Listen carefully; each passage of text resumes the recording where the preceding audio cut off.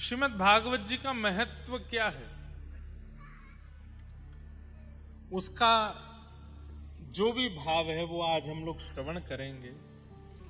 महात्मा का पहला श्लोक है, सच्चिदानंद रूपाय विश्वोत्पत्त्यादि हेतवे तापत्रय विनाशाय श्री कृष्णाय वयम नमः। बहुत सावधानी से सुनिएगा सब लोग। तीन रूप, तीन गुण, तीन कर्म, इनकी चर्चा प्रथम श्लोक में की गई।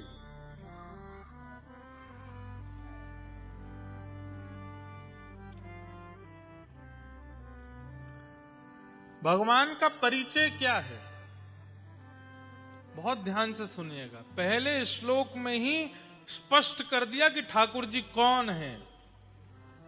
हम लोग हिंदू वैदिक सनातन धर्मावलंबी अपने आप को कहते हैं, पर हमसे हमारे ठाकुर जी के बारे में कोई पूछे तो हमको ज्यादा ज्ञान नहीं। ध्यान से सुनो। जिनके तीन ही रूप हैं, तीन ही गुण हैं, तीन ही कर्म हैं, वही हमारे इष्ट हैं। तीन रूप कौन कौन से? सत्य, चैतन्य और आनंद। देखिए, रूप और स्वरूप ये दो बातें होती हैं। मैं हर कथा में लगभग ये बात कहता हूं, रूप और स्वरूप। हम आप सब लोगों के भी रूप अलग है, स्वरूप अलग है। अभी आप लोग कथा में बैठे हैं, ये आपका रूप नहीं है, ये आपका स्वरूप है। रूप कब होगा? जब वापस घर पहुंच जाओगे, घर जा करके अपने वस्त्र उतार के घर के कपड़े पहन लोगे और बिल्कुल कोई उसमें फॉर्मेलिटी नहीं है, बिल्कुल अनफॉर्मल हो जाओगे। कभी बिस्तर पर पड़े हैं, कभी कहीं खा रहे हैं, कहीं भी बैठे हैं, किसी के थाली में से खा लिया, किसी से कुछ भी कह रहे हैं, वो आपका रूप है, वो आप वास्तविकता में हो। लेकिन घर से बाहर निकलते ही आप स्वरूप धारण करते हो। जो आप नहीं हो वो बनते हो।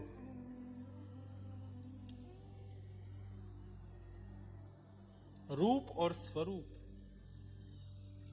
भगवान के स्वरूप कितने हैं? भगवान के स्वरूप अनंत हैं।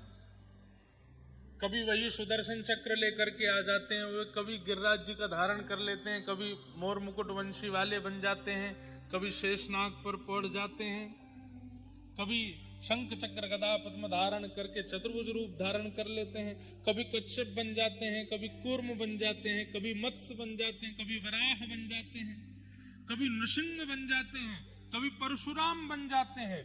स्वरूप अनेक धारण करते हैं, पर रूप उनके तीन ही हैं, सत्य, चैतन्य और आनंद।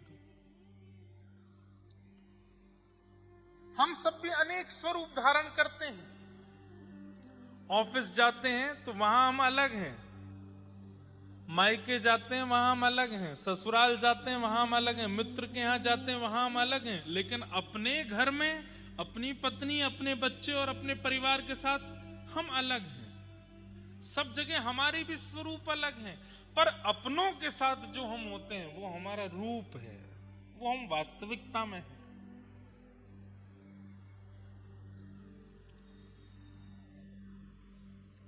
ठाकुर जी भी भक्तों की इच्छा पूरी करने के लिए अनेक स्वरूप धारण करते हैं, पर मूल रूप से चाहे नृसिंह हो, चाहे जगन्नाथ हो, चाहे मत्स्य हो, चाहे कूर्म हो, चाहे वराह हो, चाहे परशुराम हो, सबके अंदर वाले जो रूप हैं उनमें तीन ही हैं, सत्य, चैतन्य और आनंद।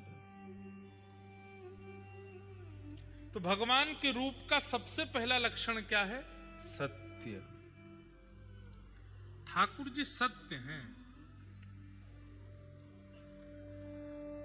आप किसी भी लीला को उठा करके ले आइए, चाहे कृष्ण रूप की लीला हो, चाहे राम रूप की लीला हो, चाहे नृसिंह रूप की लीला हो, उस पर आप प्रश्न चिन्ह उठा लीजिए कि ठाकुर जी ने ये काम कैसे कर दिया, ये तो हो ही नहीं सकता था। आप प्रश्न उठाइए, उनकी सत्यता पर प्रश्न उठाइए, लेकिन शास्त्र आपको प्रत्येक बात का उत्तर दे देगा कि ठाकुर जी असत्य नहीं है, ठाकुर जी सत्य ही हैं। हम आपको सत्य बताएं, इतने लोग कथा में बैठे हैं, पर परिवर्तन 100 लोगों का ही होना है, और उन 100 में आप भी हो सकते हो, इसलिए ध्यान से सुनो। सबका नहीं होगा, ये बात हम पहले दिन ही कह रहे हैं। इस कथा के 7वें दिन 100 लोग ही बदलेंगे, पर उन 100 में आपका नाम हो, ये जिम्मेवारी आपकी होनी चाहिए कि मैं उन 100 में मैं भी हूं। इसलिए ध्यान से सुनो। कई लोग प्रश्न उठाते हैं कि प्रभु श्री राम ने सीता जी के साथ जो व्यवहार किया वो उचित नहीं था। हमारे हिंदू वैदिक सनातन धर्म में जिनको परमात्मा का स्वरूप माना गया, ऐसे प्रभु श्री राम कभी कुछ गलत कर ही नहीं सकते, वो सत्य स्वरूप हैं। पर आज भी कई लोग प्रश्न उठाते हैं, तो फिर वह त्याग की स्थिति क्यों बनी? एक व्यक्ति के कहने पर त्याग क्यों किया? अधिकतर आज के युवा मुझसे यही प्रश्न कर बैठते हैं।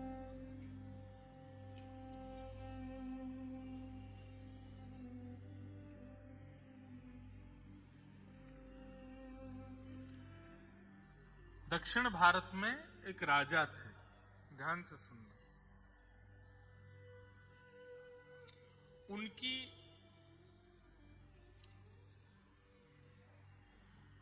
एक पुत्री थी। उस पुत्री ने अनेक वर्षों तक तप किया, और तप के पीछे फल केवल एक ही चाहिए था, क्या? कि परम पुरुष परमात्मा भगवान मुझको पत्नी रूप में स्वीकार करें। मुझे उनका नाम स्मृति में नहीं आ रहा है, मैं वही सोच रहा था कि नाम क्या था उनका। पर उन्होंने अनेक वर्षों तक तप किया, और तप के बाद परमात्मा से प्रार्थना यही थी कि आप केवल प्रकट होकर मुझको अपनी गृहिणी बनाओ, मैं इसलिए तपस्या कर रही हूं।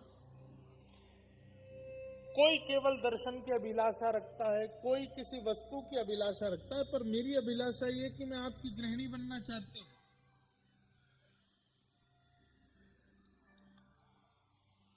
भगवान प्रकट होने वाले ही थे। उसी समय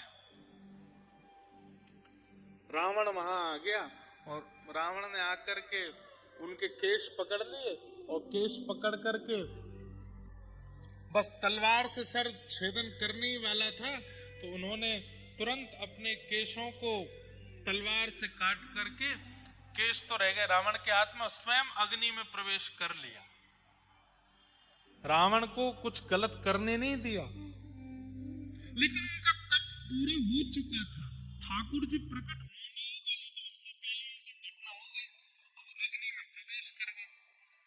तो ठाकुर जी से उन्होंने प्रार्थना की, बोले नाथ मेरा तप तो पूरा हो गया, आप आने ही वाले थे, तभी ये रावण आ गया और मैं आपको प्राप्त नहीं कर पाई। भगवान बोले चिंता मत करो, अभी हम राम रूप धारण करके आएंगे। सीता जी के साथ जब हम वन की ओर जाएंगे तो दुष्टों का संहार सीता जी देख नहीं पाएंगी, इसलिए हम सीता जी को तो अग्नि में प्रवेश करवा देंगे। आप अग्नि से प्रकट होकर के सीता जी का रूप धारण करके हमारे साथ आ जाना। तो आपका जो व्रत था कि हमारी पत्नी आपको बनना है, पूरा हो जाएगा, आपका तप का फल मिल जाएगा, और हमारा काम भी हो जाएगा। आपके सामने हम राक्षसों का वध कर देंगे। और तीसरा काम एक और होगा, बोल क्या? आपके तप में विघ्न डालने वाला रावण, उस रावण के अंत का कारण भी फिर आप ही बनोगी। आपको वो हरण करके लेके जाएगा, फिर हम आपको बचाने के लिए वहां आएंगे सेना लेकर के, और पूरी लंका जला करके रावण का वध करके आपको वापस ले आएंगे। तो आपका जो बदला है वो भी हो जाएगा। बोले ठीक है। सीता जी तो पावक में प्रवेश कर गई, अग्नि में प्रवेश कर गई, पर छाया की जानकी जी जो आई है वही थी वो राजा की पुत्री। जानकी जी का रूप धारण करके प्रभु श्री राम के साथ प्रकट हो गए। सब लीला हुई, आप सबको पता है। उसके बाद जब ये वापस लौट करके अयोध्या आ गए, अब राम जी तो एक पत्नी व्रती हैं, वो तो एक ही पत्नी को सर्वस्व मानते हैं। अब छाया की सीता जी जो हैं, उनको ये बात कभी कभी मन में होती है कि ये मेरी तरफ इतने भाव से देखते ही नहीं। मैं कहीं समीप बैठ भी जाती हूँ तो ये थोड़ा सा खिसक जाते हैं, थोड़ा उठ के चले जाते हैं, कभी कोई चर्चा भी करते हैं तो नीचे नजर करके करते हैं। तब उन्होंने विचार किया कि हे प्रभु श्री राम, आप इस प्रकार का व्यवहार क्यों करते हैं? बोले कि देखिए, वास्तविकता मत भूलिए, हम मर्यादा पुरुषोत्तम है, एक पत्नी व्रती है, हमारी पत्नी तो पावक में है, अग्नि में है। आपकी तपस्या के कारण हम आपके साथ अभी सब निर्वहन कर रहे हैं। तब उन्होंने कहा कि तो फिर ये तो केवल आपने खाना पूर्ति की कि बस हमको पत्नी बना करके बैठा लिया है, ना तो हमारे प्रति आपका कोई भाव, ना आपके मन में कोई चिंतन, ना आप हमें देखते हैं, ना कुछ ऐसा। देवी अब क्या करें, हम तो मर्यादा पुरुषोत्तम हैं। तब वो सब लीलाएं हुई कि वे आश्रम चली गई, वहां लव कुश का जन्म हुआ, उसके बाद वो अग्नि में प्रविष्ट हो गई। पर उनके अग्नि में प्रविष्ट होते ही जो अग्नि में जानकी जी थी, वो पुनः आकर के श्री राघव जी के बगल में विराजमान हो गई। और उसके बाद तो ठाकुर जी साकेत गमन कर ही गए। तो सीता जी के साथ जो लीला हुई वह भी कोई असत्य नहीं है, उसमें भी ठाकुर जी की कोई गलती या आप उस पर प्रश्न चिन्ह नहीं उठा सकते। वो ठाकुर जी के अंतरंग लीला है, वहां भी ठाकुर जी किसी की इच्छा की पूर्ति कर रहे हैं। लेकिन अब वो कन्या जो पुनः अग्नि में प्रवेश कर गई, वो बोली मेरी इच्छा तो पूरी हुई नहीं, आपने पूर्ण रूपेण पत्नी रूप में तो मुझे स्वीकार किया नहीं। तो प्रभु श्री राम बोले अब देवी अब तो एक ही होगा। बोले क्या? अब तुम पुनः दक्षिण भारत में पद्मावती के रूप में प्रकट होगी और हम वेंकटेश बन करके आएंगे, हम तिरुपति बन करके आएंगे और तब आपके साथ विवाह करेंगे, तब आपको स्वीकार करेंगे। तो लक्ष्मी जी किसी बात से रूठ करके कोल्हापुर चली गई और उस बीच में फिर वेंकटेश भगवान का विवाह पद्मावती जी के साथ में हो। ये पद्मावती जी तीसरे जन्म में आकर के, तीसरे स्वरूप में आकर के वेंकटेश भगवान की गृहिणी के रूप में विराजमान हो। पूरी दुनिया में किसी भी शास्त्र में आप ठाकुर जी के किसी भी विषय पर अगर प्रश्न उठाते हैं उसका उत्तर है, और अंत में आकर के ठाकुर जी ही सत्य घोषित हो जाएंगे, आप उनको असत्य घोषित नहीं कर सकते।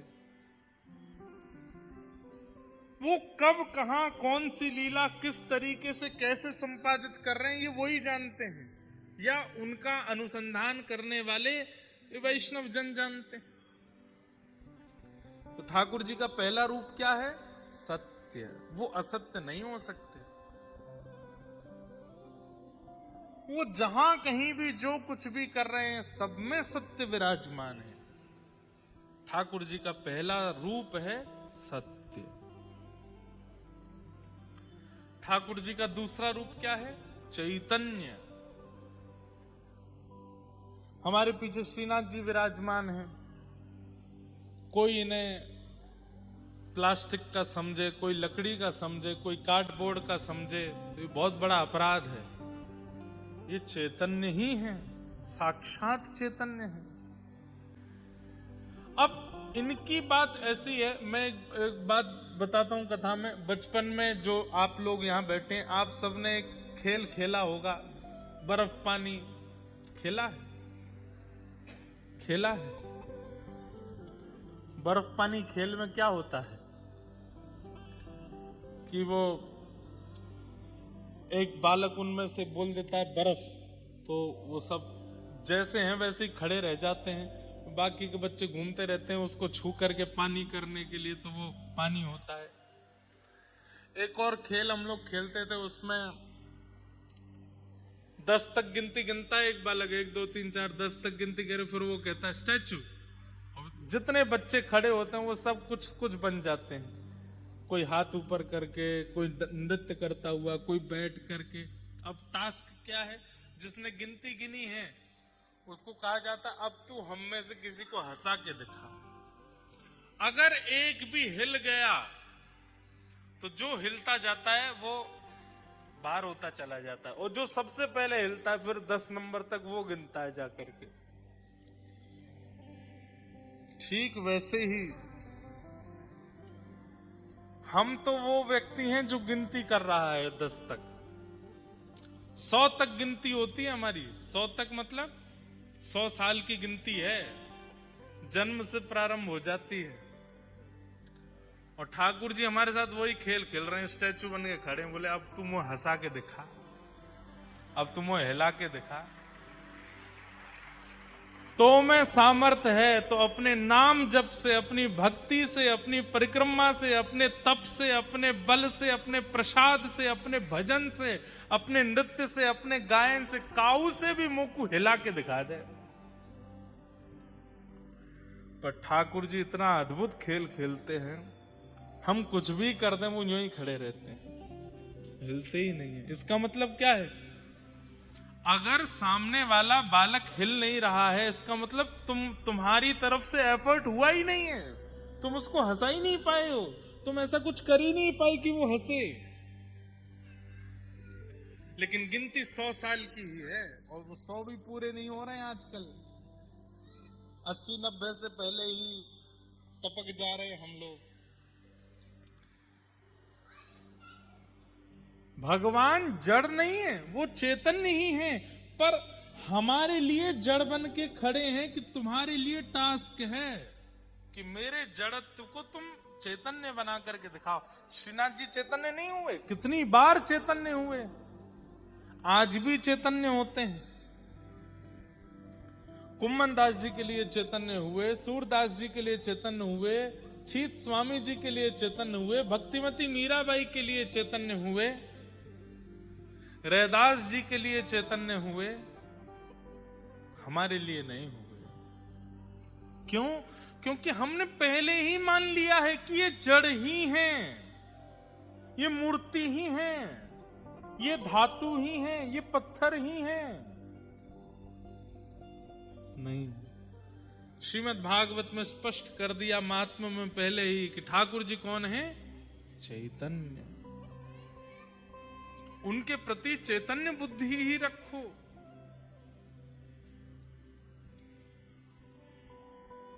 जड़ भाव मत लाओ, वो चैतन्य है।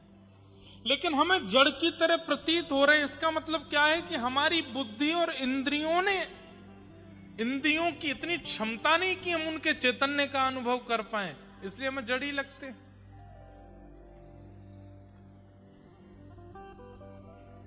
और ये दो बातें हैं, ठाकुर जी को सत्य स्वरूप मान लो, ठाकुर जी को चैतन्य स्वरूप मान लो, तो तीसरा स्वरूप आपको मानना नहीं पड़ेगा, ठाकुर जी अपने आप प्रकट कर देंगे, आनंद। फिर आनंद ही आनंद लगेगा। चलते फिरते, उठते बैठते, खाते पीते, हंसते सोते जागते, हर स्थिति में केवल आनंद का अनुभव होगा। हमारे संत महात्मा इतने कष्टों के बाद भी इतने आनंद में क्यों रहते हैं? क्योंकि वो ठाकुर जी को सत्य और चैतन्य स्वरूप मान चुके हैं, इसलिए आनंद का अनुभव होता है। हम अभी भी उनको जड़ मानते हैं, इसलिए हमको आनंद नहीं, दुख होता है, कष्ट होता है, पीड़ा होती है, ग्लानि होती है, आत्मग्लानि होती है, ना जाने क्या क्या ये सब भाव। ये संतों को क्यों नहीं आते, हमको ही क्यों आते हैं ये सारे भाव? क्योंकि हम ठाकुर जी के प्रति जड़ बुद्धि रखते हैं, असत्य बुद्धि रखते हैं।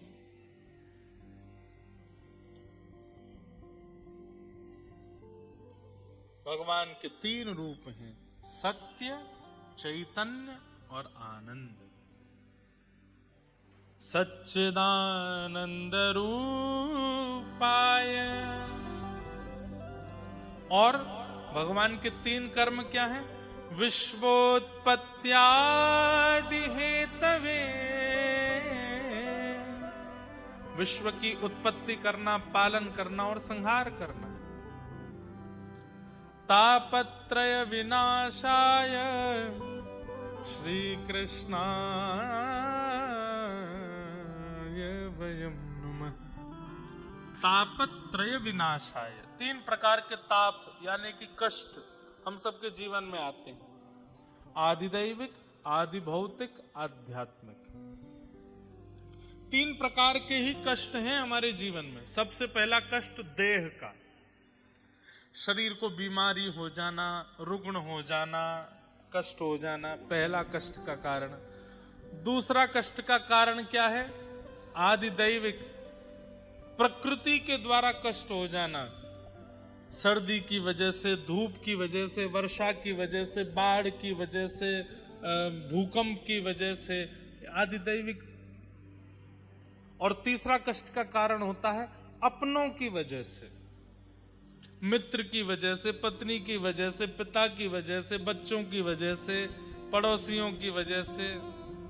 ये 3 ही दुख के कारण है हमारे संसार में, और चौथा कोई दुख का कारण नहीं। आदि दैविक, आदि भौतिक, आध्यात्मिक। या तो खुद से दुखी, या अपनों से दुखी, या प्रकृति से दुखी। चौथा कोई दुख का कारण नहीं है। इन तीनों प्रकार के तापों का ठाकुर जी क्या करते हैं? उपशमन करते हैं। कितनी अच्छी बात है कि कष्ट दूर नहीं होते, कष्ट तो आते हैं, पर उन कष्टों से होने वाली जो स्थिति है वो स्थिति दूर हो जाती है। शारीरिक कष्ट होगा पर इतने विचलित नहीं होगे आप, अपने कष्ट देंगे पर विचलित नहीं होगे आप, प्रकृति से कष्ट मिलेगा लेकिन विचलित नहीं होगे आप। ये विचलनता न होना, ये एक भक्त का स्वरूप है। मीराबाई के जीवन में कष्ट नहीं था, आप ऐसा नहीं मान सकते, पर जीवन में आने वाले कष्टों पर मीराबाई दुखी नहीं होती थी, ये बात आप मान सकते हो। और भक्त ऐसा ही हो जाता है, कष्ट आने बंद नहीं होते, कष्टों से जूझना सीख जाता है, कष्टों से लड़ना सीख जाता है। गैर भक्ति पथिक कैसा होता है? उसको नमक का भी अंदाजा होता है। वो नमक अच्छा नहीं है तो भी भोजन नहीं करेगा, बिस्तर अच्छा नहीं है तो सोएगा नहीं, कपड़े ब्रांडेड नहीं है तो पहनेगा नहीं। ये गैर भक्ति पथिक का स्वरूप होता है। पर भक्ति मार्गी व्यक्ति कैसा हो जाता है? भोजन चाहे जैसा भी हो, तन को खिलाना है ताकि वो स्वस्थ रहे, वो पालेगा। व्यवस्था चाहे जैसी हो, वो बैठ जाएगा, मुझे बैठना है। वस्त्र चाहे जैसे भी हो, तन ढकना है, पहन लेगा, ऐसी स्थिति में आने लग जाएगा। ये भक्त का स्वरूप होता है। बुरा नहीं मानिएगा, पर कोई व्यक्ति अपने आप को भक्त कहता है, लेकिन इन सब स्थितियों में ना तो जीव को वशीकरण कर पाया, ना तन को वशीकृत कर पाया, ना अपनी मन बुद्धि को वशीकृत कर पाया, भक्त नहीं। पहनना है तो यही पहनना है, खाना है तो ऐसा ही खाना है, रहना है तो ऐसे ही रहना है, ये भक्त का स्वरूप नहीं। वो तो हर स्थिति में प्रसन्न रहता है। और इसी को कहते हैं तापत्रय विनाशाय। ठाकुर जी हर प्रकार के तापों का विनाश कर देते हैं, मतलब फिर उसको किसी भी चीज से ज्यादा फर्क नहीं पड़ता, वो सम हो जाता है। एक संसारी व्यक्ति का और भक्त व्यक्ति का अंदर ये बस परिवर्तन है कि संसारी व्यक्ति किसी भी जीवन में घटने वाली घटना को अस्वीकार करता है और उसको बदलने की जिद में लगता है, लेकिन वैष्णव भक्त सबको प्रसाद मानता है कि ठाकुर जी जो कर रहे हैं सब मेरे लिए प्रसाद स्वरूप है, मुझे सब स्वीकार है। शायद इसमें मेरे लिए कुछ भला है। कोई व्यक्ति मिल रहा है तो ठाकुर जी ने भले के लिए जोड़ा है, कोई व्यक्ति बिछुड़ रहा है तो ठाकुर जी ने भले के लिए दूर किया है। मुझे रोग लगा है, मैं स्वस्थ हूं, या जो कुछ भी मेरे साथ हो रहा है सब ठाकुर जी की कृपा है। नरसिंह मेहता, उनकी एक बड़ी प्रसिद्ध कथा है। उनके बेटे का ब्याह एक नगर सेठ की बेटी से होने वाला था। तो वो तो नगर सेठ जिनकी बेटी है, और नरसिंह मेहता तो बेचारे सब जानते ही हैं, वो तो आनंद में रहते थे, उनको कोई ऐसा विशेष कुछ था नहीं। किसी ने जाकर के सेठ जी से कह दिया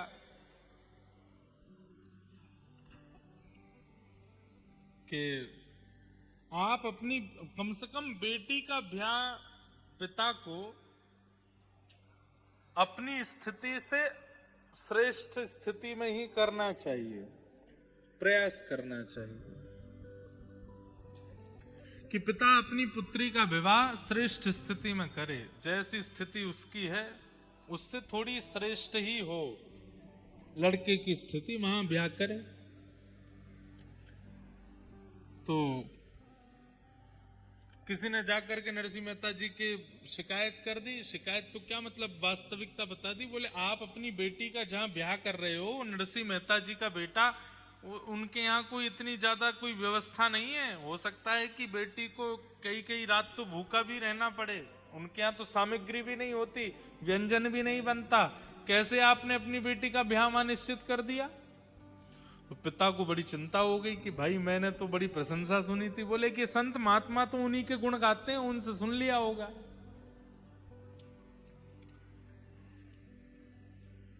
अब क्या करें, रिश्ता तो पक्का हो गया।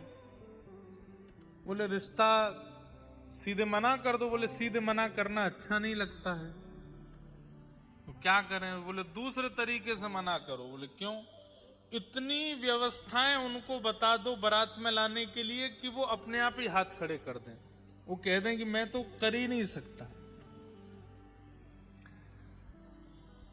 नरसिंह मेहता जी को एक पत्र लिखा लड़की वालों ने, और उसमें लिखा कि हम चाहते हैं हमारे दूल्हे राजा जो हैं वो ऐसी शेरवानी पहने, उसमें नवलखा के हार पहने, सोने के कड़ूला पहने, उनमें हीरे जड़े होने चाहिए, जूती ऐसी सोने की होनी चाहिए, पोशाक ऐसी होनी चाहिए, पगड़ी ऐसी होनी चाहिए। ये तो दुल्हा की बात। अब घोड़ा कैसा होना चाहिए, श्वेत रंग का घोड़ा होना चाहिए, उसमें एक भी काला धब्बा नहीं होना चाहिए, उसके ऊपर ऐसी चुनरी होनी चाहिए, हमारे ऐसे होना चाहिए, कम से कम 10 हाथी आगे पीछे होने चाहिए, हमारे जो बेटी के होने वाले ससुर जी हैं वो हाथी पर बैठ कर के आवे, सासू माँ हाथी पर बैठ के आवे, और इतने घोड़े होने चाहिए, इतने हाथी, इतने ऊंट, इतने ये, इतने वो, ऐसे बैंड बाजे होने चाहिए, ऐसे नगाड़े बजने चाहिए, बारातियों की पोशाक ऐसी होनी चाहिए। इतना लंबा चौड़ा पत्र लिख करके भेजा। पढ़ने वालों ने कहा अब तो नरसिंह मेहता मना ही कर देगा। बोले मैं ब्याह नहीं कर सकता, आपकी बेटी बच जाएगी। पत्र पूरा लिख करके ऊपर जय श्री कृष्ण लिख करके भेज दिया। नरसिंह मेहता जी बैठे थे तो लेके आया कोई व्यक्ति पत्र। बोले आपके लिए पत्र आया। बोले धर दो। धर दिया। पत्र उठा करके देखा तो उसमें सबसे ऊपर ही लिखा था जय श्री कृष्ण। नरसिंह मेहता बोले ये मेरा पत्र नहीं है भाई, इस पर ठाकुर जी का नाम लिखा है, तो ठाकुर जी का पत्र, दूसरे का पत्र मैं पढ़ता नहीं, ये तो ठाकुर जी का पत्र है। ठाकुर जी के सामने जाके धर दिया, जय जय आपके लिए पत्र आया है, पता नहीं कोई आपका प्रेमी है उसने भेजा है, पढ़ लीजिएगा। मैं तो देखो नहीं पढ़ूंगा, आप देख लेना क्या इसमें लिखा है, जो भी उसकी इच्छा आदि हो देख लेना आप। पत्र दे दिया। ठाकुर जी सोचने लगे अरे नरसिंह एक बार खोल के देख तो ले। लेकिन नरसिंह मेहता के चित्त में तो ऐसा समर्पण है, जय श्री कृष्ण लिख दिया, कहीं लिखा दिख गया तो वो वस्तु भी मेरी नहीं है, वो तो ठाकुर जी की है। ठाकुर जी भी रीझ गए, बोले वाह नरसिंह मेहता इतना समर्पण। अब जब पत्र ही हमको दे दिया है, कुछ देखा तो है नहीं इन्होंने, तो हम ही देखेंगे फिर। बेचारे, एक मरासू घोड़ी थी, बिल्कुल मरने ही वाली थी, ऐसी स्थिति की तो घोड़ी आई, उस पर बेटा बैठा। पोशाक जो पहनी थी वो भी किसी से मांग करके लाए थे। कुछ बारातियों को इकट्ठा किया गया,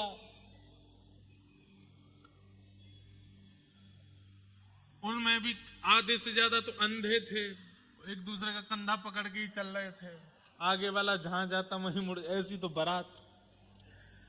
ठाकुर जी बोले, अरे भैया दाऊ दादा, देखो जहाँ नरसिंह मेहता की जहां ब्याह है रो है, वहां से पत्र ऐसो आयो और ये ऐसी बारात लेके जा रहा है। और वहां लड़की वाले क्या सोच रहे हैं कि इतने दिन हो गए, नरसिंह मेहता ने मना भेजा नहीं है, इसका मतलब व्यवस्था करी ली होगी। इतने में क्या देखते हैं कि एक गली में से महाराज खूब सारे हाथी आ गए और लोग लेकर के आए। नरसिंह मेहता बोले, भैया कहां से आए? बोले कि वो आप उन सेठ जी के यहाँ एक बार कीर्तन करके आए थे ना, उनको पता चला आपके बेटे की ब्याह है, तो उन्होंने हाथी भिजवाए हैं कि आपकी बेटा की शोभा हाथियों से होनी चाहिए। फिर कहीं से कुछ ऊंट आ गए, कहीं से कुछ लोग जुड़ते चले गए। एक व्यक्ति आया, उसने दुल्हा को नीचे उतारा, बोले कि एक सेठ जी ने बढ़िया वाली पोशाक भेजी है, पहना दी। करते करते देखते नरसिंह मेहता बोले, अपने आप ही सब होता जा रहा, हम तो किसी को जानते नहीं, कौन से सेठ के यहाँ से हाथी आए, कहाँ से ऊंट आ गए, कहाँ से पोशाक आ रही है, सब व्यवस्था अपने आप होती जा रही है। बढ़िया ढोल नगाड़े बजाने वाले भी आते गए, सब व्यवस्थाएं होती चली गई। यहां लड़की वाले बोले कि भाई बारात आ रही होगी, कोई पता तो करो कैसी क्या बारात है। कोई देखने के लिए गया, लौट करके आया, वो कहे सेठ जी ऐसी बारात देखी सुनी तो बहुत दूर की बात, किसी ने चिंतन भी नहीं की होगी ऐसी बारात आ रही है। बोले कैसी बारात है? बोले चलो छत पर चल करके देखो। ऊंची अटारी पर जाकर के देखा महाराज, दूर से देखा तो जहां तक दृष्टि जा रही है वहां तक लोग केवल झूम रहे हैं, नाच रहे हैं, गा रहे हैं, ऐसे ऐसे रत्न, ऐसे ऐसे आभूषण पहन करके, इतनी सुंदर सुंदर नारियां, इतने सुंदर सुंदर पुरुष, ऐसे सुंदर सुंदर हाथी, हाथियों ने भी सुंदर सुंदर आभूषण पहने।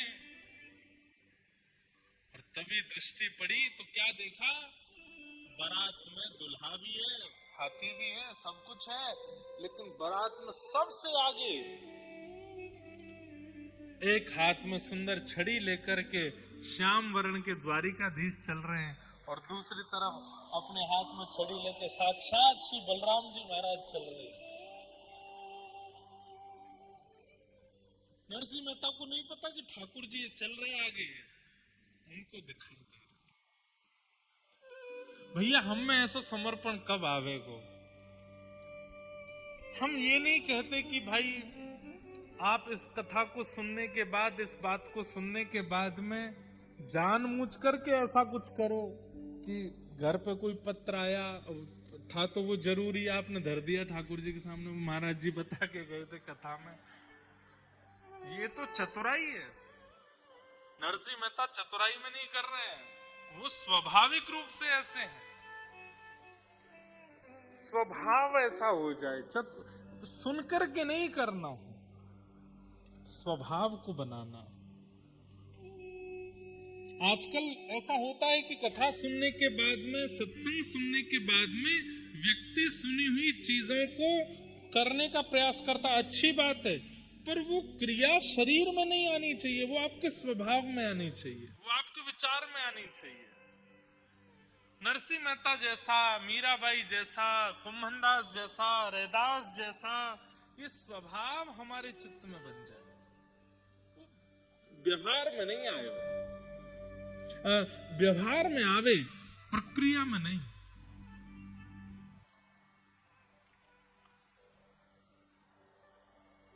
तापत्रय विनाशाय, जीवन में तो हर प्रकार की परिस्थिति ठाकुर जी देते हैं, लेकिन उस परिस्थिति में आपका रिएक्शन एक्शन क्या होता है उसको ठाकुर जी देखते हैं, इसलिए उस समय सावधान रहो।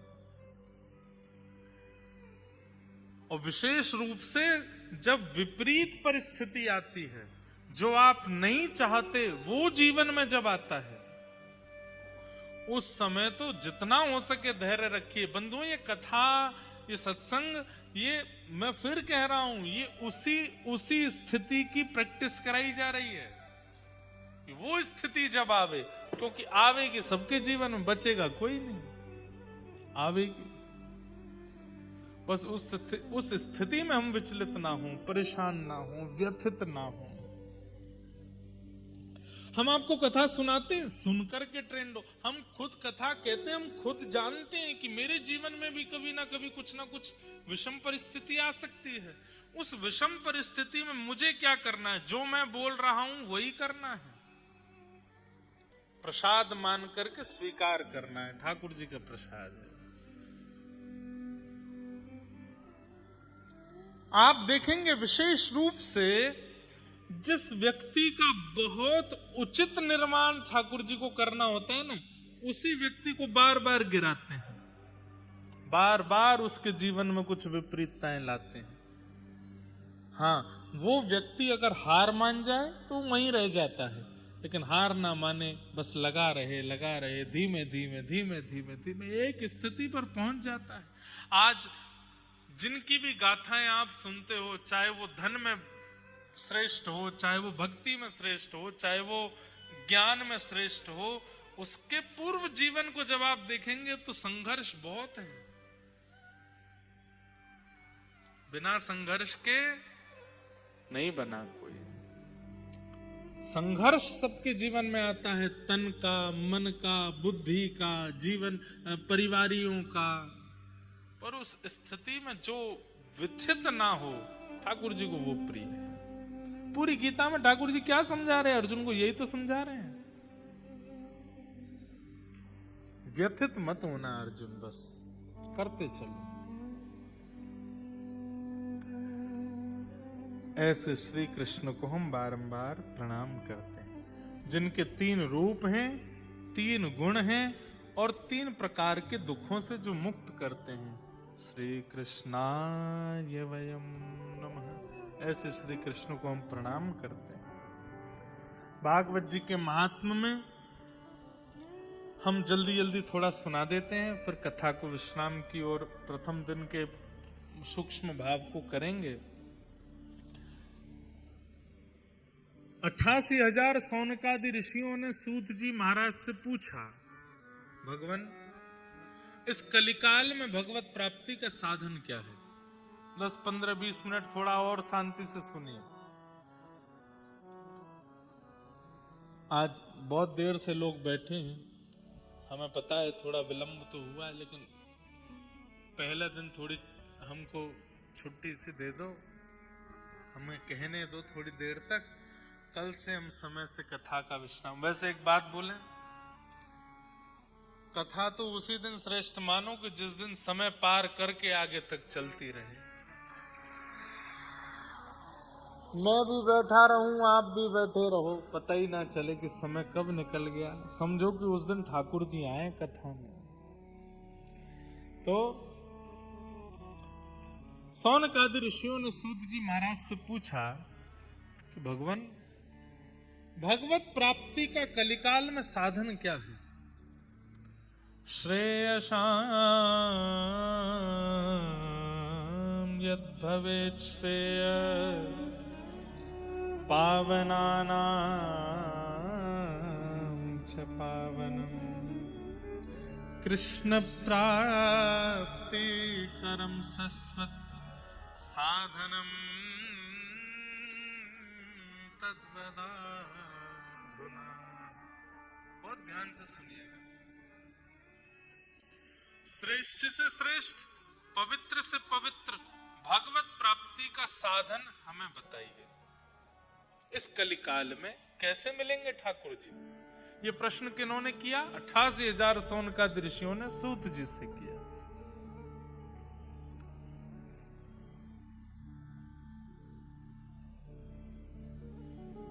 बंधुओं, आचार्यों से प्रश्न अपने कल्याण का ही पूछना चाहिए। मेरा कल्याण कैसे होगा? धन कमा के होगा, ऐश्वर्य कमा के होगा, घर बना के होगा, सब सेटल करके होगा, कल्याण होगा कैसे? उद्धार होगा कैसे? कभी पूछा है? यहां पर कितने लोग बैठे हैं, हमसे तिगुनी उम्र के भी लोग हैं। इतना जीवन निकलने के बाद कभी स्वयं से पूछा हमारा उद्धार क्या है, हमारा कल्याण कैसे होगा?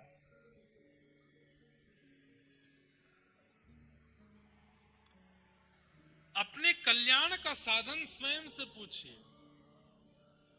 आद्य गुरु शंकराचार्य भगवान कहते हैं, को हम कस्त्वम कुतायात, को में जननी कामे तात। मैं कौन हूं, कहां से आया हूं, क्यों आया हूं? ये प्रश्न स्वयं से नित्य पूछा कीजिए। उद्देश्य क्या है मेरे जीवन का? धन कमाना उद्देश्य है तो दुनिया में बहुत लोग धन कमाते हैं। सुत दारा और लक्ष्मी पापी के भी होए, पापी भी धन कमाते हैं। यश कमाना अगर जीवन का उद्देश्य होता है, रावण का यश, प्रभु श्री राम के प्रादुर्भाव के समय रावण का यश ज्यादा था। यश कमाना भी उद्देश्य नहीं हो सकता। उद्देश्य क्या है? स्वयं से पूछिए।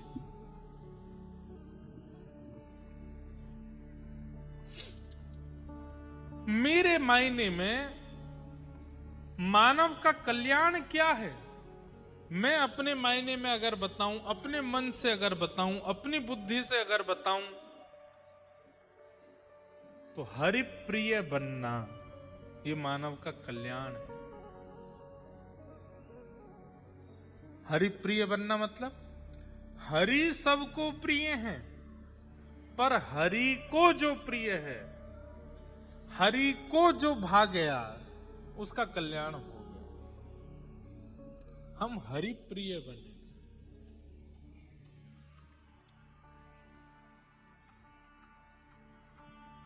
यही कल्याण का साधन है। सौनकादि ऋषियों ने सूत जी से कहा कि कृष्ण प्राप्ति कैसे होगी, कृपा कर हमें बताओ। तब सूत जी महाराज कहते हैं, कालव्याल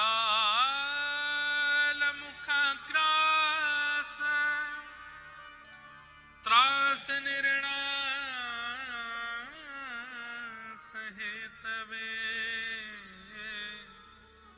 श्रीमद् भागवतम शास्त्रम खलु कीरेण भाषितम्। काल रूपी व्याल के मुख में, व्याल कहते हैं सर्प को, काल रूपी सर्प के मुख में हम आप सब लोग उसके ग्रास यानी कि भोजन बन करके बैठे हैं। जब काल चाहेगा तब हमको स्वीकार करके हमें नष्ट कर सकता है। वो नष्ट करे उससे पहले पहले भागवत जी का आश्रय ले लेना चाहिए, उसी से भगवत प्राप्ति होगी।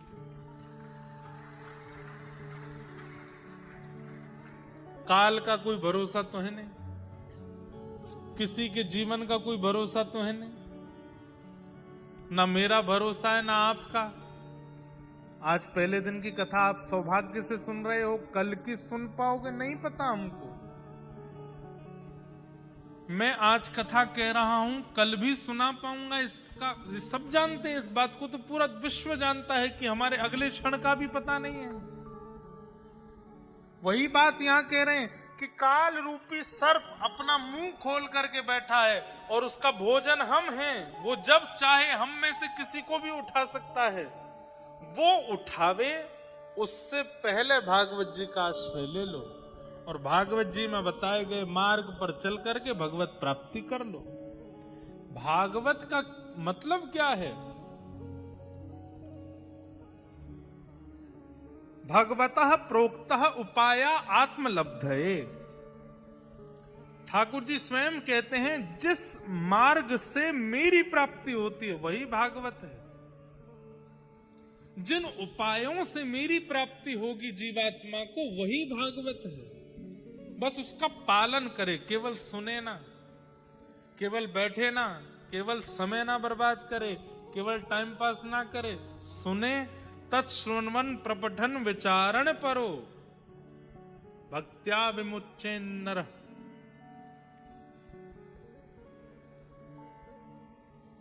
यही कलिकाल में भगवत प्राप्ति का साधन है। जब मिल जाए कथा सुनने को, बस सुन लीजिए और सुन करके उसको जीवन में उतार लीजिए। बंधुओं, एक बात और बताएं, मान लीजिए कि कोई आचार्य चरण या कोई कथा वक्ता कोई बात कहते हैं कि भाई ऐसा ऐसा जीवन होना चाहिए, आप बोलो मेरी लाइफ में तो ये संभव ही नहीं है, कभी नहीं आ पाएगा वो गुण आपके अंदर। लेकिन चाहे कितना कठिन नियम वो बता दें, कितनी कठिन परिस्थिति वो बता दें, आपने मन में विश्वास कर लिया कि ये मुझे जीवन में लाना है, तो व्यास मंच एक ऐसी स्थिति है। लाइव टीवी पर कथा सुनना, फोन पर कथा सुनना, लैपटॉप में सुनना, वो एक अलग विषय होता है। पंडाल में बैठ करके सुनने का मतलब पता है, यहां पर वक्ता के द्वारा बताया गया नियम, अगर श्रोता ने मन बना लिया कि ये नियम मुझको लाना है, तो व्यासपीठ के सामने बैठ करके जैसे ही आप व्रत धारण करोगे, व्यासपीठ उस व्रत को निभाने की सामर्थ्य भी प्रदान करती है। आप कर पाएंगे। यहां बैठकर के नियम धारण हो सकता है, फोन पर, मोबाइल पर, घर पर बैठ करके आप कथा सुन सकते हैं, पर यहां बैठ करके व्यासपीठ के सन्मुख बैठ करके, व्यासपीठ का तात्पर्य क्या है? इससे बढ़िया तो मैं घर में, हमारे नीचे हॉल है, वहीं पर व्यासपीठ लगा लिया करूं, और जिनको कथा करानी उनसे कहूं घर पे लगा लो टीवी, यहीं से लाइव आ जाया करूंगा, रोज सुन लो। पर हम वक्ता को अपने नगर में बुलाते हैं, व्यवस्था करते हैं, भागवत जी की शोभा यात्रा लेकर के आते हैं, अनुष्ठान में ब्राह्मणों को बैठाते हैं, पूजन करके, व्यास का तिलक करके, माला पहना करके, तब व्यास मंच उनको सौंपते हैं। कुछ तो प्रभाव होता होगा इस पंडाल का, इस व्यासपीठ का। यही प्रभाव है कि यहां व्यासपीठ का दर्शन करते हुए जब आप कथा सुनते हैं, जो आप संकल्प लेंगे, जो आप नियम धारण करेंगे, जो आप प्रण लेंगे, जो आप व्रत ले लेंगे, और जगहों पर या और स्थिति में करना दुर्गम हो सकता है, यहां सामर्थ्य भी मिल जाएगी, कर लोगे आप। इसलिए व्यासपीठ के सन्मुख बैठ करके सुनना ही बहुत बड़े सौभाग्य की बात है।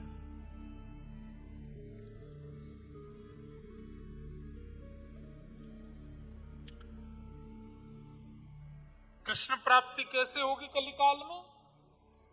बोले बस काल आपको अपना आहार बनावे, उससे पहले पहले भागवत जी की सन्निधि ले लो। अब काल हमको कब अपना ग्रास बनाए ये हमें पता नहीं है, इसलिए हर क्षण बस भागवत जी को प्रदान करते रहो, उसी से ही भगवत प्राप्ति संभव हो सकती है। सौनकादि ऋषियों ने कहा कि भागवत की थोड़ी महिमा हमें बताइए, तब बताया कि नारद जी महाराज को सबसे पहले भागवत की कथा सनक सनंदन सनातन सनत कुमारों ने सुनाई। किसके लिए? भक्ति ज्ञान वैराग्य तीनों के लिए। नारद जी महाराज विचरण कर रहे थे पूरे भारत में, जैसे ही वृंदावन पहुंचे तो वहां एक आश्चर्य देखा। एक परम सुंदरी युवती बैठी है, युवा कन्या, और उसकी गोद में दो वृद्ध लेटे हैं। नारद जी बोले, युवा की गोद में दो वृद्ध, कौन है ये दोनों? तब उस युवा कन्या ने कहा, मैं भक्ति हूं और ये मेरे पुत्र हैं, ज्ञान और वैराग्य। भक्ति सब करते हैं पर मेरे पुत्रों को अपने जीवन में आश्रय नहीं देते, इसलिए ये दोनों वृद्ध हो गए। भक्ति सब करते हैं, मंदिर सब जाते हैं, शंकर जी पर दूध सब चढ़ाते हैं, पर दूध चढ़ाते क्यों है ये नहीं पता। क्यों चढ़ाते हैं दूध? क्यों चढ़ाते हैं पंचामृत शंकर जी पे? ठाकुर जी को पंचामृत का अभिषेक क्यों होता है? भगवान को तुलसी क्यों अर्पित की जाती है? इत्र नैवेद्य क्यों लगाया जाता है? अरे कहां तक कहें, दीपावली पर गणेश लक्ष्मी की पूजा क्यों होती है ये भी नहीं पता हमको। लक्ष्मी नारायण बैठते हैं साथ में, ये गणेश जी क्यों बैठे हैं यहाँ पर? अच्छा, हम तो मानते हैं कि राम जी आए थे इसलिए दीपावली मनाते, फिर लक्ष्मी जी की पूजा क्यों होती है? कुछ नहीं पता हम लोगों को। केवल भक्ति कर रहे हैं, भक्ति के पुत्र ज्ञान को पीछे छोड़ दिया। वैराग्य को तो हम सोचते हैं कि शायद घर छोड़ना ही वैराग्य होता है। नहीं, वैराग्य का मतलब घर का त्याग नहीं होता। वैराग्य का मतलब विषय वस्तु के प्रति आसक्ति का त्याग। भाई, आपके सामने भी बहुत व्यंजन प्रस्तुत किए गए हैं, खाने के, पीने के, देखने के, उपभोग करने के, पर उन वस्तुओं के सन्मुख होते हुए भी आप अपना मन उन पर ना ललचाने देना, इसको वैराग्य कहते हैं।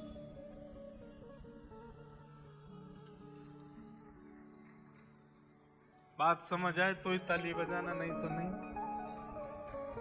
नहीं, हम ताली बजवाने के लिए नहीं बोल रहे, बात समझ आए तो ही। और ताली क्यों बजानी है? ताली इसलिए बजानी, ओहो ये बात तो मेरे मन में बैठ गई तो ताली बजाओ, नहीं बैठी तो नहीं बजाओ।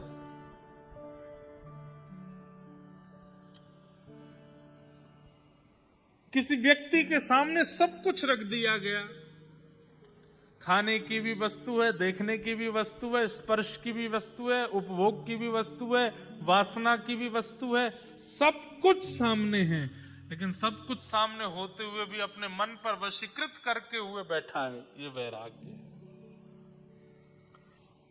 कई बच्चे आते हैं कथा में, और वो उन बच्चों से जब पर्सनली मिलो तो वो लोग कहते, मैं कहता हूं अच्छा कुछ गलत तो नहीं करते यूनिवर्सिटी कॉलेज में? नहीं महाराज जी हम तो नहीं करते। सही से बताओ, कसम है तुमको? रोज तो नहीं करते महाराज जी, पर क्या बताएं, संगत ऐसी मिल जाती है ना, कभी कभी कोई पार्टी हो जाती है, कभी रात में कुछ होता है, कभी स्कूल कॉलेज में यूनिवर्सिटी में कोई फेस्टिवल हो जाता है, तो महाराज जी 100 बच्चे करें हम नहीं करें तो फिर दिक्कत होती है, इसलिए उनके साथ थोड़ा बहुत कर देते हैं। यही तो आप फिसल गए। भाई, हम मानवों पे नाटक करना बहुत अच्छा आता है। हम लोग नाटक करने में इतने निपुण हैं कि एक्टर्स को भी फेल कर सकते हैं हम, पर वो सारे नाटक हमारे वहीं होते हैं जहां हमारी इच्छा होगी। जहां हमारी इच्छा नहीं है वहां हम लोग ऐसे दीन दुखियारे बन जाते हैं कि अरे क्या बताएं इन लोगों के बीच में हमको करना पड़ गया। नहीं, विषय वस्तु असंख्य प्रकट हो जाए सामने, लेकिन आपका मन विचलित ना हो, इसको वैराग्य कहते हैं। हम ऑस्ट्रेलिया भी जाते हैं, हम अमेरिका भी जाते हैं, हम कथा करने के लिए इंग्लैंड भी जाते हैं, हम कथा करने सारे जहां पर विषय वस्तु चुटकियों में मिलती है वहां जाते हैं। पर वहां जाकर के भी अगर विषयों का प्रभाव हमारे ऊपर हो गया तो हम काय बात के कथा वक्त है। हमको लोग बड़ी गाड़ियों में भी बैठाते हैं, हमको लोग चार्टर हवाई जहाज में भी बैठाते हैं, हमको हेलीकॉप्टर में भी बैठाते हैं, लेकिन इन विषय वस्तुओं का भी प्रभाव यदि जीवन पर हो गया तो हम काय बात के वक्ता। हर परिस्थिति में जाइए, पर उस परिस्थिति को अपने ऊपर आने मत दीजिए, हावी मत होने दीजिए, इसी को वैराग्य कहते हैं। और क्षमा कीजिएगा, भक्ति जीवन में है लेकिन वैराग्य नहीं है, भक्ति जीवन में है ज्ञान नहीं है, तो भक्ति प्रसन्न नहीं रह पाएगी, क्योंकि उसके पुत्र हैं दोनों, और बिना पुत्र के मां खुश कैसे रहे। श्रीमद् भागवत उचित ज्ञान और उचित वैराग्य पुष्ट करती है जीवन में।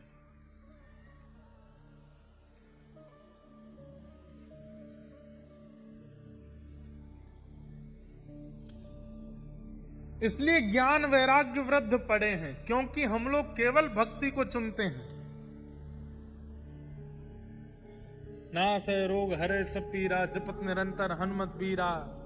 संकट ते हनुमान छुड़ावे, मन क्रम वचन ध्यान जो लावे। सब पर राम तपस्वी राजा, तिनके काज सकल तुम साजा। आगे बोलो। और मनोरथ जो कोई सोई अमित जीवन, चारों युग प्रताप तुम्हारा। साधु संत के तुम रखवारे, असुर निकंदन।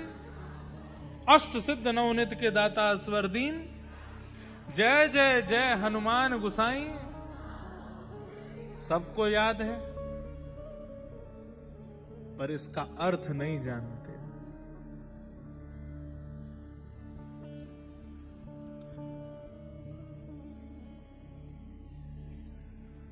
श्री गुरु चरण सरोज रज, निज मन मुकुर सुधार। इसका स्पष्ट अर्थ अगर कोई मंच पे आके बता दे, 20 रुपए दूंगा मैं उसको।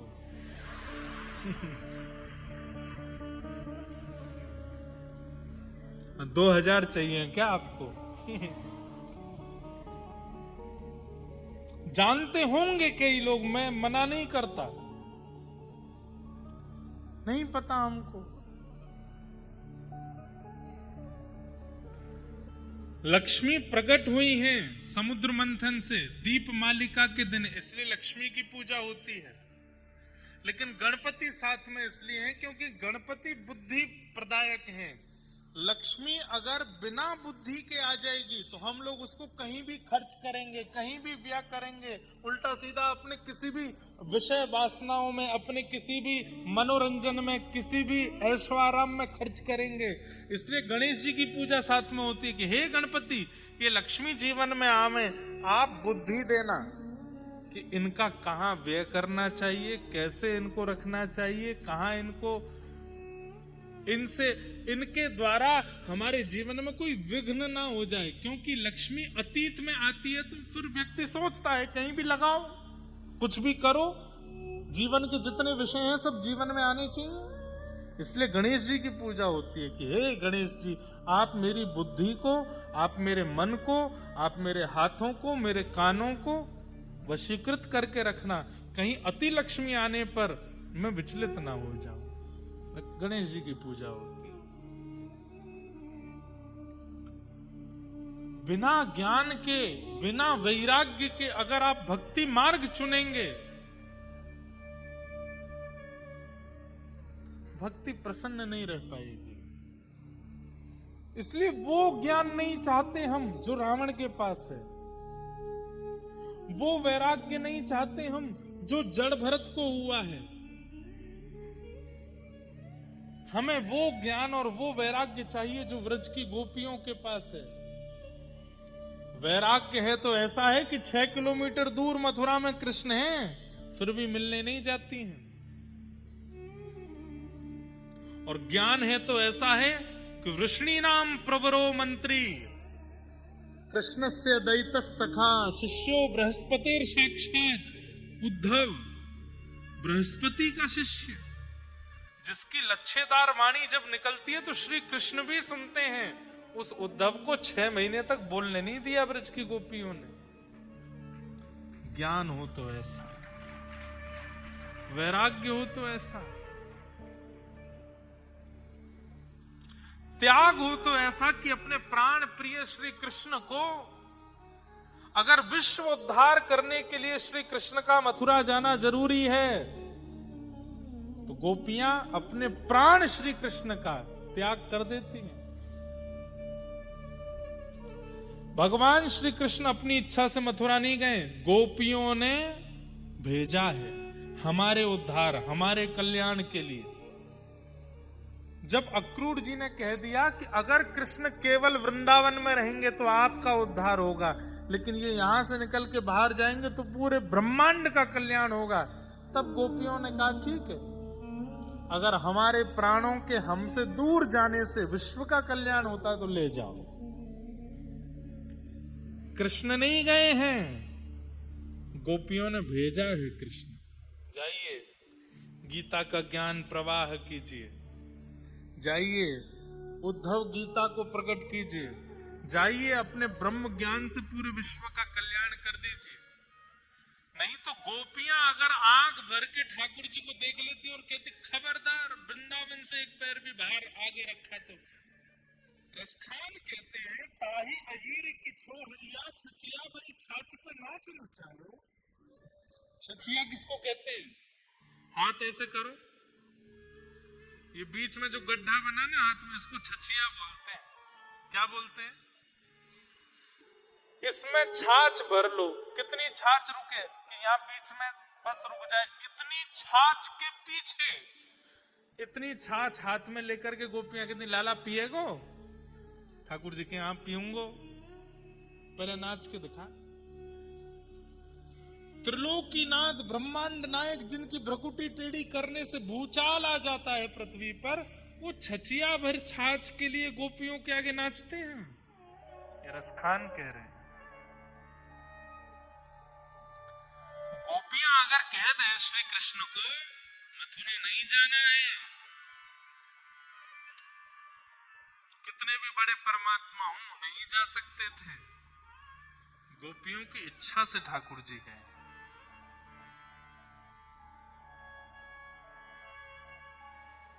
विषय बहुत विस्तृत हो जाएगा, पर भक्ति हो, ज्ञान हो, वैराग्य हो, यथा ब्रज गोपिका नाम, जैसे ब्रज की गोपियों का है। गोबर थापती हैं, लेकिन गोबर थापते थापते भी कहती है न खलु गोपिका नंदनो भवान अखिल देहि नाम अंतरात्म दृक्। कन्हैया, हम जानती हैं तुम नंद जी के लाला नहीं हो, तुम यशोदा के लाला नहीं हो। ठाकुर जी डर गए, इनको पता तो नहीं चल गई कि मैं कहीं वसुदेव और देवकी को लाला हूं। गोपियां ठाकुर जी बोले तो फिर मैं कौन को लाला हूं? गोपी बोली अखिल देहि नाम अंतरात्म दृक्, पूरे ब्रह्मांड के समस्त जीवात्माओं के चित्त में रहने वाला वो परम तत्व परमात्मा तुम ही हो, हम जानती। ठाकुर जी बोले इनको तो पता है कि मैं परमात्मा हूं, इनको तो पता है कि मैं ईश्वर हूं, फिर भी मेरे साथ ऐसी बाल लीला कर रही है। ठाकुर जी तो गोपियां बोली नाटक करना आप पे ही आता है क्या? हम पे भी आता है।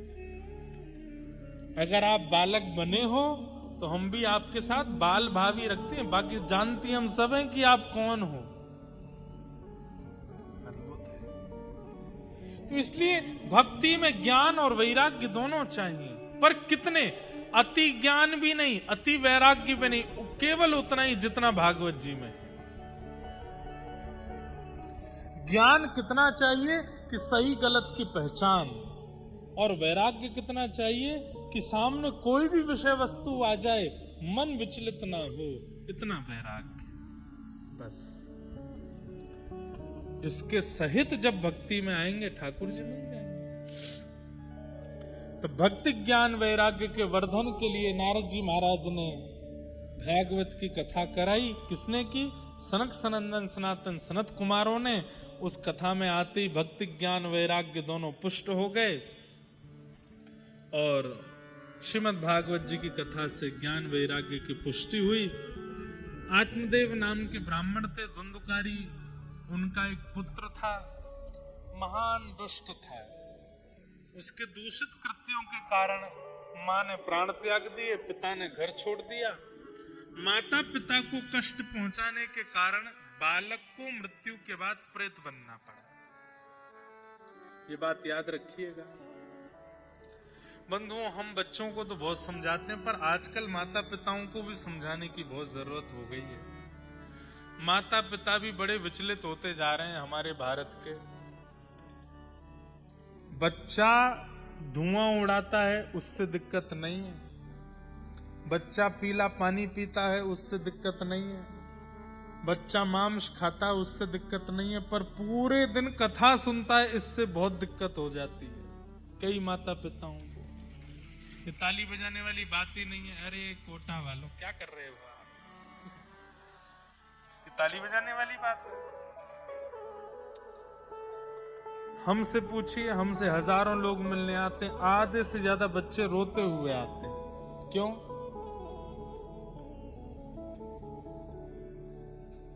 कई बच्चे तो ऐसे हैं कि वो उन्होंने प्याज लहसुन खाना बंद कर दिया तो उनके माता पिता जबरदस्ती अंदरूनी रूप से किसी सामग्री में मिला के खिला देते हैं, ऐसा तक करते हैं।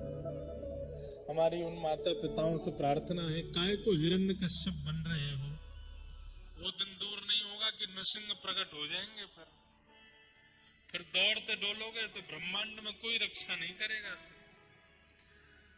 कम से कम बच्चे व्यसन तो नहीं कर रहे, गलत काम तो नहीं कर रहे। जैसे तैसे व्यासपीठ के माध्यम से, कथाओं के माध्यम से, भक्ति पथ के माध्यम से बच्चों में सुधार आ रहा है, वो भक्ति मार्ग की ओर बढ़ रहे हैं। कोई मीरा के पथ पर, कोई कृष्णदास के पथ पर चल रहा है, आप क्यों उनको इस प्रकार से प्रताड़ित कर रहे हैं? अच्छी बात है कि बच्चे व्यसन नहीं करते, बच्चे सुधर रहे हैं। उन माता पिताओं से हमारी प्रार्थना, कृपा करके ऐसा व्यवहार बच्चों के साथ ना करें। लेकिन बच्चों से भी प्रार्थना, माता पिता चाहे जो कर लें, उनके प्रति गुरुतुल्य भाव ही रखो। प्रहलाद जी के लिए नृसिंह भगवान प्रकट हुए, उसमें जप भी था, तप भी था, नाम जप भी था, प्रहलाद जी की भक्ति भी थी। लेकिन एक तरफ इतना अत्याचार करने वाले पिता के प्रति प्रहलाद जी का जो समर्पण भाव है, उस पर भी ठाकुर जी रीच करके आए कि भले ही पिता ने कितना भी गलत किया हो, लेकिन प्रहलाद ने अपने पिता की कभी निंदा नहीं की, अपने पिता को कभी कुदृष्टि से नहीं देखा। हिरण्यकश्यप लात मारते हैं, हिरण्यकश्यप गालियां देते हैं, हिरण्यकश्यप मरवाने के लिए तैयार करते हैं, पर नित्य प्रहलाद जी का नियम है, सुबह उठते ही स्नान ध्यान करते ही सैनिकों से कहते हैं, एक बार पूज्य माता जी और पिताजी के चरण स्पर्श करा लाओ। हाथ में हथकड़ियां हैं, पैरों में बेड़ियां हैं। सैनिक पकड़ करके प्रहलाद जी को लेकर के जाते हैं, अपनी माँ को प्रणाम करते हैं, अपने पिता को दंडवत प्रणाम करते हैं। पिता देखता भी नहीं है प्रहलाद जी की ओर, बोले ये सब नाटक मेरे सामने मत किया कर। लेकिन प्रहलाद जी ने अपने पिता के अंतिम दिन तक नित्य प्रणाम किया। मेरे पिता चाहे जैसे हों, इनकी वजह से मैं हूं, रोज प्रणाम करते। ठाकुर जी इसलिए भी प्रकट हुए कि प्रहलाद की अपने मात्र पितृ के प्रति भक्ति तो देखो कैसी है। पिता चाहे जैसे हो गए हो, लेकिन प्रहलाद ने अपने पिता का त्याग नहीं किया। इसलिए बच्चों से भी प्रार्थना कि माता पिता के प्रति सुदृढ़ रहो, नहीं तो माता पिता के प्रति दोष रखने वाले बालक को प्रेत बनना पड़ता है मृत्यु के बाद। धुंधुकारी बने, तब धुंधुकारी के उद्धार के लिए भागवत जी की कथा श्री गोकर्ण जी महाराज ने की। धुंधुकारी दिव्य रूप धारण करके भगवत धाम को प्रस्थान कर गए, और उसी कथा के पुनर्वाचन से पूरे ग्रामीण क्षेत्र के लोग भी भगवत धाम को प्रस्थान कर गए। इस प्रकार भागवत जी का महात्म्य सुनाया गया। ऐसे भागवत जी को हम प्रणाम करते हैं, वंदन करते हैं। बोलो भागवत महापुराण की जय। श्री बाल कृष्ण लाल की जय। गोवर्धन नाथ की जय। लक्ष्मी वेंकटेश भगवान की जय। राजा रामचंद्र भगवान जय जय श्री राम। जय जय श्री राम। जय जय श्री राम।